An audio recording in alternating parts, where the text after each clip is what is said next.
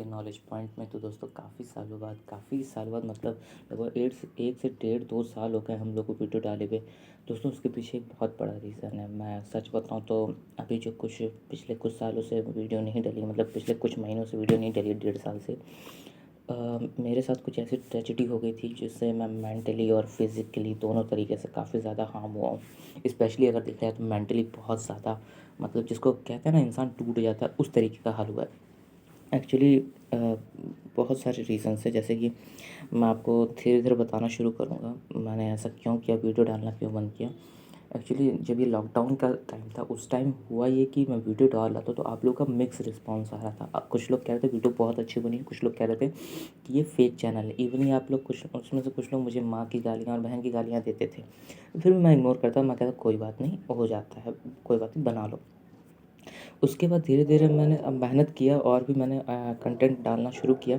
लेकिन जैसे ही मेरा कॉलेज ओपन हुआ तो मुझे बिल्कुल भी टाइम नहीं मिल रहा था वीडियो बनाने का। तो और ऊपर से मेरे ऊपर इतना ज़्यादा वहाँ पे कॉलेज वर्क को लेकर फैमिली में कुछ दिक्कतें चल रही थी, फाइनेंशियल काफ़ी ज़्यादा प्रॉब्लम आ रही थी। तो बहुत ज़्यादा प्रेशर हो गया, तो मैंने कहा पहले पढ़ाई पे फ़ोकस कर लो। उसी वजह से मेरा बैक भी आ गया था कॉलेज में। तो मैं बहुत डर गया था, जिसकी वजह से मैंने कहा कि भाई पहले पढ़ाई पे फ़ोकस कर लो, बाकी काम तो बाद में हो जाएगा। एक साथ मैं 2-3 चीज़ नहीं चला पा रहा था। ये सब समय बीतता गया। उसके बाद पिछले साल, ये बात है जून-जुलाई की, जब मैंने सोचा कि एक बार फिर से मैं शुरू करता हूँ।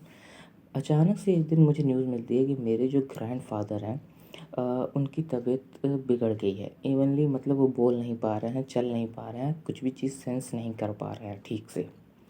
तो हम लोग उनको देखने गए। जब हम उनको देखने गए तो हमें ये पता लगा कि भाई उनको ब्रेन ट्यूमर है और उनकी एज 85 है। 85 की उम्र में ब्रेन ट्यूमर सही नहीं होते हैं।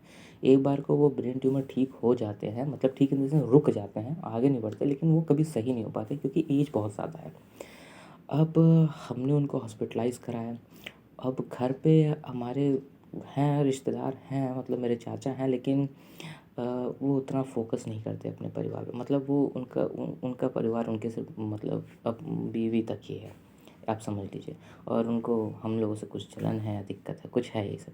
तो वो अपने पिताजी के ऊपर फ़ोकस नहीं करते थे। तो दिन में पूरे दिन मैं बैठा रहता हॉस्पिटल में, सिर्फ बैठा रहता, कुछ काम नहीं करता था। अब मैं वहाँ वीडियो कैसे बनाऊँ, क्योंकि वहाँ पे इतना चहल-पहल होती थी, मैं बना नहीं सकता था। हर 5 मिनट पे कोई डॉक्टर आ जाते थे। हर 10 मिनट पे ये दवा ले आओ, वो ऑपरेशन के लिए सीज़र ले आओ, ये ले आओ, वो ले आओ, बैंडेज ले आओ, कॉटन ले आओ, 10 सामान लेके आओ। ये हो जाता था। उसके बाद रात भर पापा जगते थे। ये कम से कम 2 महीने तक चला। 2 महीने तक मैं कॉलेज का एक दिन मैं कॉलेज नहीं गया। इस ऐसे मेंटल कंडीशन में कहाँ से बताओ। और इसके अलावा बाबा जी की जो पेंशन आती थी, सारी की सारी पेंशन सब कुछ गायब। 15 साल से बाबा जी की जो पेंशन आती थी, लास्ट टाइम इलाज कराने के लिए बाबा जी के लिए एक पेंशन नहीं था हमारे पास, एक पैसा नहीं था इलाज कराने का। पापा ने अपना जो पूरा एक मतलब मेरे लिए जो पैसा रखा हुआ था मेरी पढ़ाई के लिए, उसको निकाल के उन्होंने बाबा जी की हेल्थ के लिए लगा दिया। उनका जितना भी वो सेविंग्स थी, वो सारी सेविंग्स कहाँ चली गई, किसने यूज़ किया, हमें कुछ नहीं पता। हमें उनके पैसे से मतलब नहीं था। हम लोगों ने पूरा इलाज कराया, सब कुछ कराया। और फिर एक दिन उनकी तबीयत इतनी ज़्यादा ख़राब हो गई कि उनको आईसीयू में डालना पड़ा।